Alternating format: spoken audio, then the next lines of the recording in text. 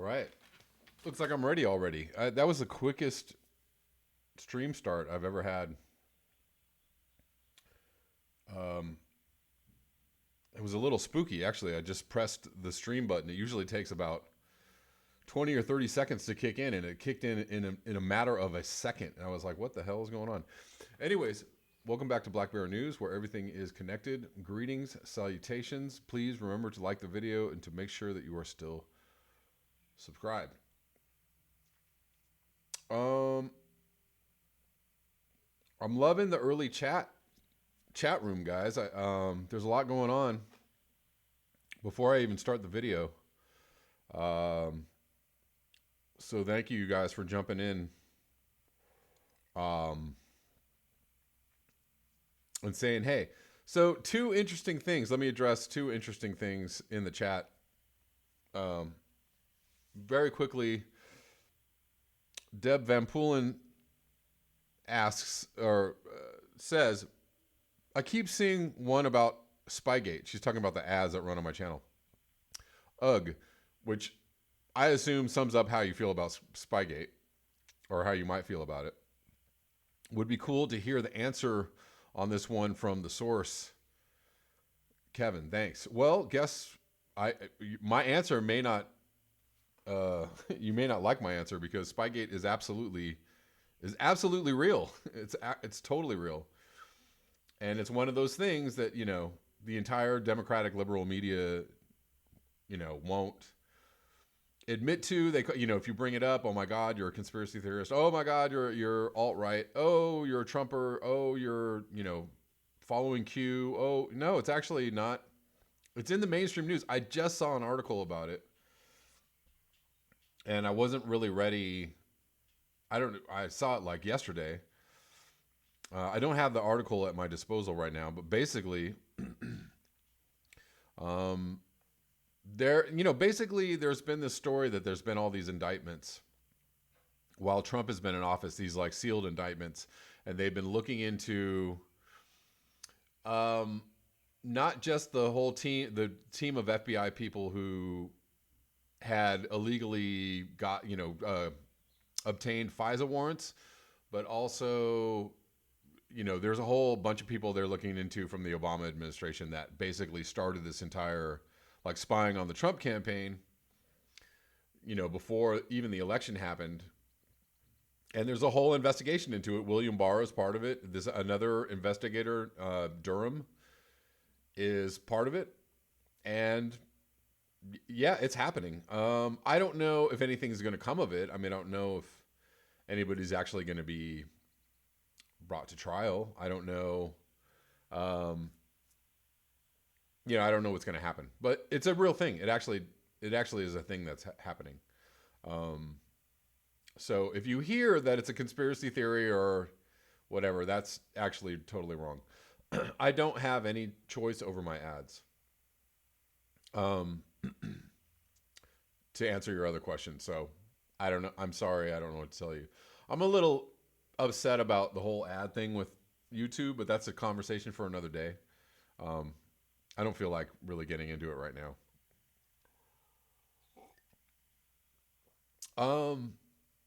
So let me see. There was another interesting thing in the chats. Hello to everyone. Lots of viewers already on, so welcome, guys. Thank you. Lightning Rod is this virus man-made? So there's a lot of conflicting information, and I've heard from several sources that there was, there's this, what is it, protein spike? Am I getting that wording right?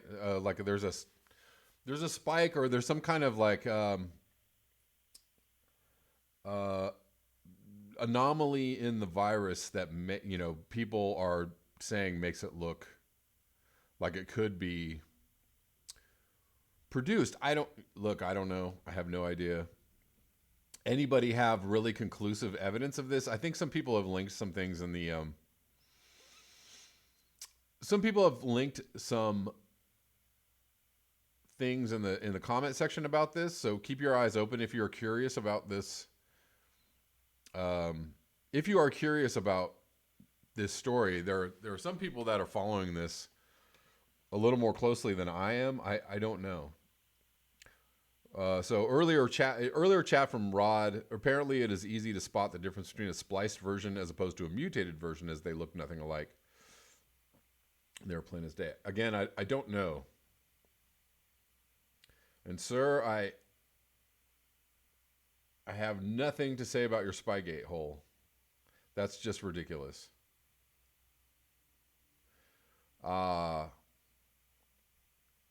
Yeah, but all kinds of crazy stuff happening, and I don't know. I mean, Trump just signed an executive order to mine minerals from the moon. That's interesting. That's very interesting. You think what you want. All right, Deb, have a good one. Enjoy the phone call. Listen later. You think what you want about Trump's space, whatever he might be, his inclinations towards getting into space. It's weird and it's interesting. Anyways. Boiled Rope Lamppost says HIV DNA insertion.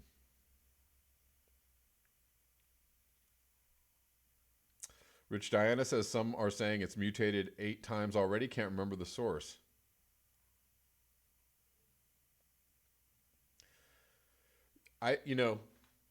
Your guess is as good as mine right now. I don't have conclusive evidence one way or the other, so I can't really speak on it. Just giving a shout out. I got I think Rich Monroe gave me a very early super chat. I think that's right. If I got it disappeared, so I apologize. But thank you for the super chat. Let's get into. Well, hold on. Let me read this first. Poppy Davis, the moon drilling order is just weird. It is. It's weird, but again, that's another very deep subject for another day.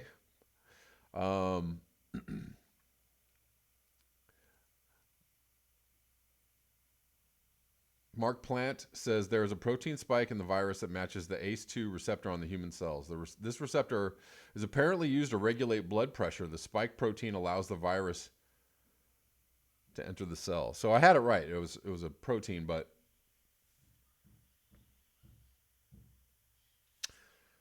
I just can't. I don't. All of these ideas and all of these situations remain. They remain on the table. They're open for investigation. And if anybody has any more information on this, I'm completely intrigued. So please let me know if you know more than I know. Gene says, let's make stuff up about it because it needs to be more exciting than it already is. Yes. Yeah, let's do that. Fun with theories. It is what it is. So, it's something that's happening and it's really real. So that's all I can say about that. Let's get into, so I wanted to start this off with a couple of good comments from some regular viewers. I rather enjoyed these comments, so I'm going to read them out to you and also show them to you at the same time, real time. Andy the Gardener said, the trouble with the so-called sustainable alternative energy is not that it will take too long. I think he was referring to yesterday's video. But that it is impossible due to basic energy and material laws. Sustainable energy is akin to running the mega cancer on a perpetual motion machine. This is a basic physical impossibility. Please stress this the next time, Kevin. It needs to be one of the most repeated memes of the reality doomersphere. Don't let the system get away with one of its most pernicious lies, but the friendly coronavirus has kindly shown us the way forward, turning the activity tap off and brutal across-the-board rationing of the human footprint, along with zero-child policy and banning things like cars and aviation, will be our savior. Such practical steps do not contravene anything apart from basic, unchanging human nature. But I have faith that humans are infinitely adaptable and so capable of such restraint. Almost all economic activity and jobs must stop forever. The humans need to expand on the corona lockdown and triage off most of what humans have got used to doing. Everything but agricultural activity must be banned or severely curtailed. Ruthless self-sacrifice, moving this a little bit. Where am I? Is the only thing that has a hope in hell of doing anything about the predicament humans are in. Very, very good comment from Andy the gardener. Indeed, coronavirus has shown us the way of, turning off the tap of human activity. What we thought was impossible, what we thought was a Titanic, a turning of the Titanic is actually the turning of a virus upon the human condition, or the human experiment, whatever you want to call it, the human situation, and forced us all to sit still for a while. And yeah, if we're going to really actually do something, substantial against climate change, or to fight climate change, or to help the biosphere, this is exactly what it would look like. Mostly, for the most part. Henry Holt follows that up by saying investment is protecting clean air, clean water, local independence. 80 years ago, my father was raised on home garden, local barter, local trade, artisan culture. The lie of industrial civilization has been left bare and naked from this pandemic. Tourism lie, beautiful. Property speculation lie, beautiful. Globalization lie is an open wound, as are many other fantasies of the lies we are told. We have time to stay at home and plant a garden, buy some chickens, and time to rethink what is valuable. Now is the time to be rebuilding local independence. People will be reassessing everything. Best to you, Andy. Yes. Yes, this is a really good time to reassess everything. There's an article also, making its rounds on social media in Medium, something about, beware of future gaslighting, when they turn activity back on, or when they let everybody out of lockdown, basically saying beware, re-entering what we, know and supposedly love as, human civilization or industrial civilization. Beware of entering, so gleefully and like, oh yeah, all right, here we go. Back to destruction. It's actually a long article. I haven't read the whole thing, and maybe I'll read it, or maybe I'll cover it in the next day or two. I don't know yet. Nick Humphrey's page, and this is a paper published on April 8th. The projected timing of abrupt ecological disruption from climate change. Okay. So I'm sure there's many other papers on this. Projecting the ecological disruption from climate change is the new one. Interesting stuff. As anthropogenic climate change continues to the risks to biodiversity will increase over time, with future projections indicating that a potentially catastrophic loss of global biodiversity is on the horizon. However, our understanding of when and how abruptly this climate-driven disruption of biodiversity will occur is limited, because biodiversity forecasts typically focus on individual snapshots of the future. Here we use annual projections from 1850 to 2100 of temperature and precipitation across the ranges of more than 30,000 marine and terrestrial species to estimate the timing of their exposure to potentially dangerous climate conditions. We project the future disruption of ecological assemblages as a result of climate change will be abrupt, because within any given ecological assemblage, the exposure of most species to climate conditions beyond their realized niche limits occurs almost simultaneously. Under a high emission scenario, representative concentration pathway, which we've just interrupted, by the way. Such abrupt exposure events begin before 2030 in tropical oceans and spread to tropical forests and higher latitudes by 2050. If global warming is kept below 2C, insert laughter here, less than 2% of assemblages globally are projected to undergo abrupt exposure events of more than 20% of their constituent species. However, the risk accelerates with the magnitude of warming, threatening 15% of assemblages at 4C. Only 15%, huh? With similar levels of risk in protected and unprotected areas, these results highlight the impending risk of sudden and severe biodiversity losses from climate change and provide a framework for predicting both when and where these events may occur. Okay. Let's move on. Climate change is projected to become a leading driver of biodiversity loss. It is not clear when during the century ecological assemblages might suffer such losses, and whether the process will be gradual or abrupt. Existing biodiversity forecasts typically lack the temporal perspective needed to answer these questions, because they indicate the number and locations of species threatened by climate change for just a snapshot of the future, often around the end of the century. These snapshots do often around the end of the century. These snapshots do not account for the temporally dynamic nature of ecological disruption expected as a result of climate change, often focus at the level of species rather than ecological assemblages, and can seem remote to decision makers who are concerned with managing more immediate risks. Indeed, many of the most sudden and severe ecological effects of climate change can occur when conditions become unsuitable for several co-occurring species simultaneously, causing, that's called ecological collapse, causing catastrophic die-offs and abrupt regime shifts in ecological assemblages. I like this word, assemblages. Forecasting the temporal dynamics of climate-driven disruption of ecological assemblages thus requires quantifying the differences among species in the time at which their climate niche limits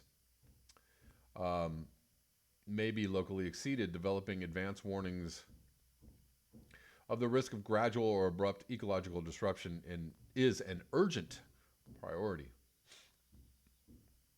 A temporal perspective is also important for adaptation, reducing emissions and delaying the onset of exposure to dangerous climate conditions, even by a few decades, could buy valuable time for ecological assemblages to adapt or even recover, maybe, if we're talking about turning off the faucet of destruction, potentially reducing the magnitude of ecological disruption. However, despite the clear importance of temporal perspective in understanding and managing the threats of climate change to biodiversity, we lack a general understanding of the time at which species and ecological assemblages will be exposed to climate conditions beyond their niche limits. The biodiversity climate horizon, to describe the projected timing of the exposure of species to climate conditions beyond their niche, we developed an approach based on species historical climate limits and future climate projections. The range of climate conditions over both space and time under which a species has been recorded in the wild demarcates the boundaries of its realized niche. The projected time in the future in which these bounds are exceeded owing to climate change at a site can therefore be thought of representing a climate horizon beyond which evidence for the ability of the species to persist in the wild is lacking. That's a very key sentence there. Over this horizon lies at best a sizable increase in uncertainty about species survival and at worst local extinction for a given species assemblage. The cumulative percentage of species over time that has been locally exposed to climate conditions beyond their realized niche limits. So here's some graphs for you to look at. Future projections. This is abruptness. This is in the Cayman Islands. Climate horizons. So, biodiversity climate horizons here for Coral Triangle, So this is where is this? This is like around 2050. Shoot straight up. This is about 2060. Coral Triangle, Gobi Desert. Kind of goes up here, but starts really going up around where was 2030, 2035. Amazon Basin, 2040 or 45 here. Um, yeah, and then this is the temperature anomaly. Um, for 2100. I think this is what this is. Yeah. This is pretty pretty out there. A couple other graphs here. This is about all I'm going to cover of this, but I wanted to just give you guys, just I mean, this is all stuff that we're already aware of and we already know. So, another paper indicating big trouble. Um, Species exposed by 2100, I guess, to climate horizons. So this is, purple, dark purple is 100%. All along the coast here looks like, lots of Africa looks, all here looks like a lot of extinctions. By 2100, of course, the most notable feature of horizon profiles for local assemblages is their abruptness. Under RCP 8.5, on average, 71% of local species exposure times for any given assemblage are projected to occur within a single decade. With the abruptness of exposure higher among marine assemblages, median abruptness 89%. Then on land, median abruptness 61%. The pattern of highly synchronized species exposure within assemblages is robust to the choice of climate model. Emission scenario, metric of abruptness, and when calculating exposure for maximum monthly temperature. Same pattern of abruptness is also evident for horizon profiles constructed separately.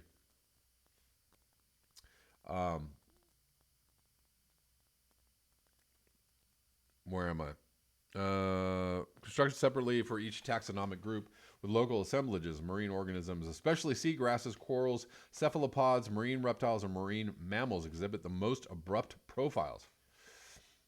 There you go. Oceans extinction coming to a theater near you. But it's consistency of abruptness across groups rather than the differences that is most notable. Similarly, although the abruptness of exposure varies spatially, being greatest in the Amazon, Indian subcontinent, Sahel, and northern Australia, as well as tropical oceans, abrupt horizon profiles are the general rule, both within the tropics and at higher. Excuse me. So this is the median year of exposure, I guess, to these climate horizons. So, pink, purple here looking like 2030 to 2040, all along here. Red, 2050, lots of red. Orange, between 2070 and 2080, etc. So, yeah, I'm not going to cover any more of this. You guys get the picture.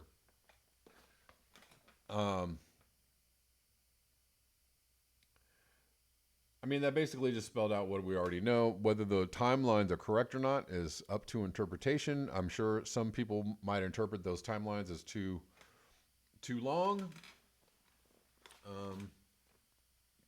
Again, the timelines only seem to be moving towards us and not away from us. So, abruptness and faster than expected seem to always be. It's starting to be the rule and not the exception. So let me move on to the next item I wanted to cover. I'm probably not going to be as long as I usually am today. Today, guys, is what I was trying to say. Oh, let me turn my microphone up. I'm sorry if my mic was a little low. Uh, so this is, rather silly little article, but, future returns, risks to corporate assets from climate change. Oh, cue the tiny violins playing for the corporate assets that will be lost in the future. Oh, drat. But anyways, this seems to be ever so important. So they're, doing all kinds of studies around this and, trying to figure out exactly when they're going to lose all their money. Is it going to be later or is it going to be earlier? When is it that we really need to, when do we need to go to our bunkers, basically, is what they're trying to figure out. The rising risk of hurricanes, wildfires, flood, and drought from climate change is a growing financial concern for companies and investors, but one that can be difficult to quantify. So they're trying to quantify it. Earlier this year, S&P Global's Trucost, a London-based division of the financial data firm focused on providing data and risk analysis on carbon emissions and the environment, released research detailing how unchecked global warming will affect properties and assets, like mines, utilities, and processing plants owned by the world's largest corporations. Whatever will they do? The statistics revealed through Trucost climate change physical risk and analytics aren't pretty. Among S&P 500 companies, 60% own assets that are at a high risk of at least one type of climate change physical risk. The firm says in a report, the big picture on climate risk. These climate-related factors pose the biggest perils to physical assets owned by companies across all sectors of the stock market. For investors, these risks could have a potent impact on future corporate financial performance. Again, this is very, very sad news. The finance sector realizes these threats are to assets are tangible and could possibly exponentially increase in the future, says Richard Madison, Trucost CEO. These types of risks need to be analyzed with as much rigor as anything else financially is analyzed. Madison says Trucost works with the top 100 pension funds and sovereign wealth funds in the world, assessing their portfolios for climate risks in a number of different ways. While wealthy individuals and families may not have portfolios as deep and wide as sovereign wealth fund, Trucost climate analysis provides a wake-up call to examine the risks lurking in the core portfolios of most investors. These are also risks the Task Force on Climate-Related Financial Disclosures, a project of the Global Financial Stability Board formed in the wake of the 2008 financial crisis, is urging companies to bring to light through heightened disclosure. Some already are, as Barron's reported. Location matters most. Within the S&P 500, companies own physical assets in 68 countries, and 60% of the companies with a market capitalization of $18 trillion hold assets that face a high risk from being impacted by climate change. Where the assets are located is a bigger factor in determining the risks than a company's industry or sector, Trucost says. So what are they talking about? Are they talking about assets as in resources that they are exploiting, or what, or just physical structures, or probably both? Real estate assets in Florida, for instance, will be dramatically affected by rising seas under a no climate policy scenario, for instance, Madison says. Okay, I think that's all I'm going to cover of that because, again, these people, spending a lot of money doing studies, trying to figure out what exactly, they know this is a risk, but they can't figure out that they need to actually get out of the way in order to deal with the risk.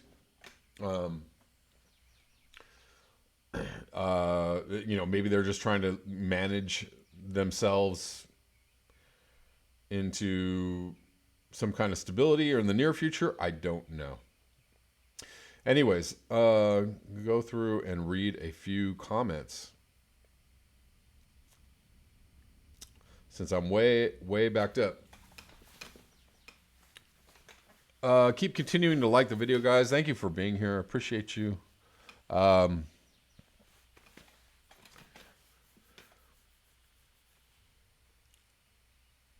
Let's see.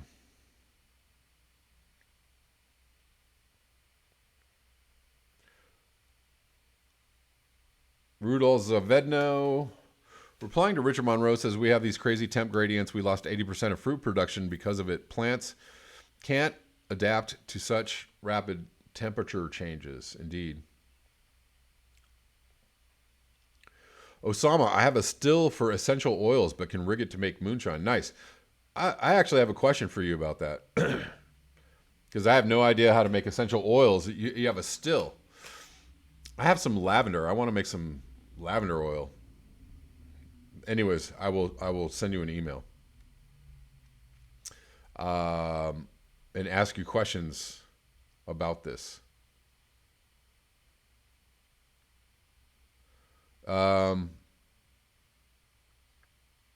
Gene says, I've heard that the price of some foods have risen in the States, that crops aren't being harvested. I don't know about the crops part, but food has definitely gotten more expensive because of all the runs on the stores. And I see a lot of people on social media talking about how expensive everything is. I've noticed it. Definitely prices have gone up. For sure. You know, anytime there's any kind of disruption to a supply chain or disruption, you know, anywhere on the globe, that's a good reason for all companies to go, well, I guess we're jacking up the prices today. Whether they need to or not, it's a really good excuse to.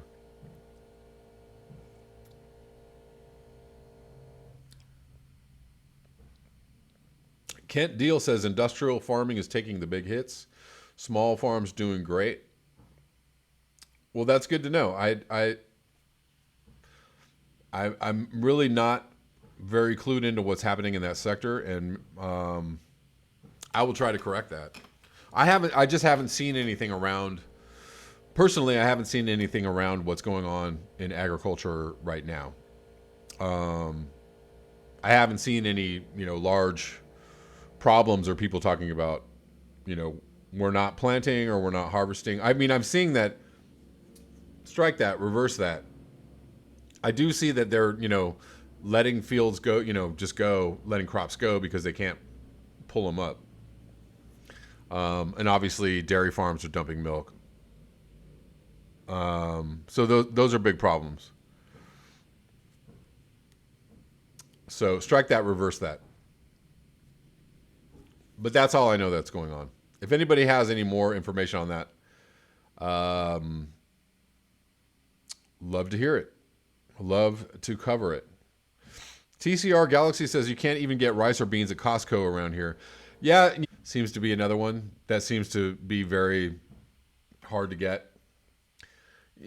Other things, though, there's plenty of. I don't know. The last couple times I went to the store, it seemed fairly normal. There were a few things that were missing.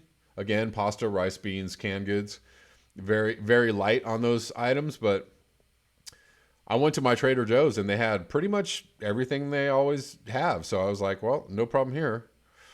So I think people are kind of like just chilling out on the whole, like I'm going to go and buy 18 packs of toilet paper and, 20 pounds of pinto beans today. Like people are chilling out on that, or they've already done that. So that's actually good because that's just creating a problem that doesn't need to necessarily happen. Gene says, why would dairy farms dump milk? Because they don't have people to buy the milk. It's like supply chain problems. And the same with some farms are letting their crops just kind of die in the field because they don't have people to sell the items to. That, like, basically when the first part of the shutdown happened, like everything shut down. There was like, all, the workers, the supply, the trucks, just everything would shut down, and they couldn't get anything moved, and so they had to just let them go. But now I think some things are opening up a little bit. Then, yeah, TCR tried Trader Joe's for sure.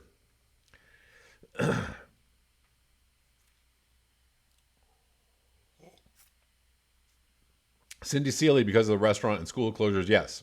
Right. Again, yeah, thank you for being smarter than than the average bear. Yeah, because the demand was gone too. So all the closures, nobody was selling, or reduced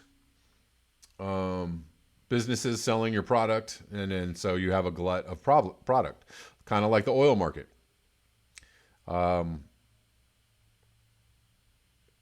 Funky Mystic, I've heard that too. I've heard some big farms are having trouble finding enough migrant farm workers. That is also going on. Right, because if you're undocumented worker in the United States, you're probably having one of the hardest times of anybody. Restaurant contracts are all canceled. Yeah. So yeah, I mean, you just had supply and demand. Not so much supply, but demand side problems and supply line problems. Smarter than the average black bear. Yes, exactly.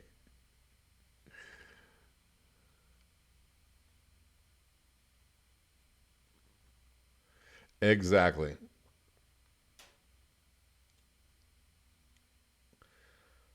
All right, guys. I think that pretty much sums it up for me today.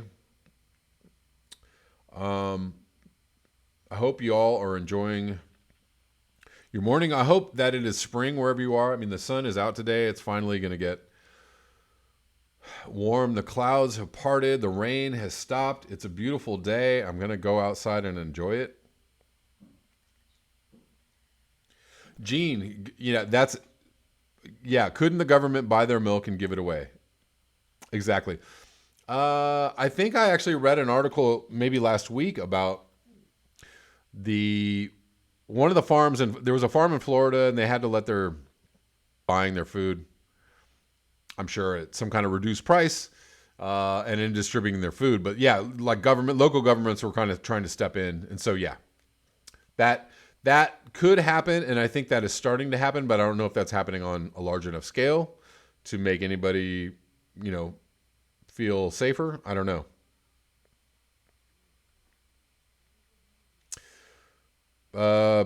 Deb Van Poolen, just heard from my bank that there are too many peeps applying for the PPP loans. They cannot submit the applications yet. Yeah, I'm hearing that there is a lot of this, small business sites and unemployment sites. Basically, everybody's applying for financial help, and everybody's overrun.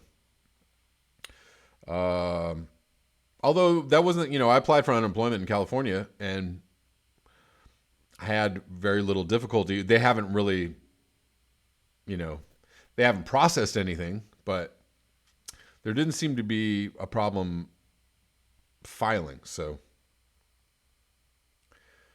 Kent Deal says snow still on the ground here. Yeah. Thank you, Raza. I appreciate you. I will. Thank you, guys. I appreciate you. Y'all enjoy your day. I will be back tomorrow at the same bat time. Peace out, guys.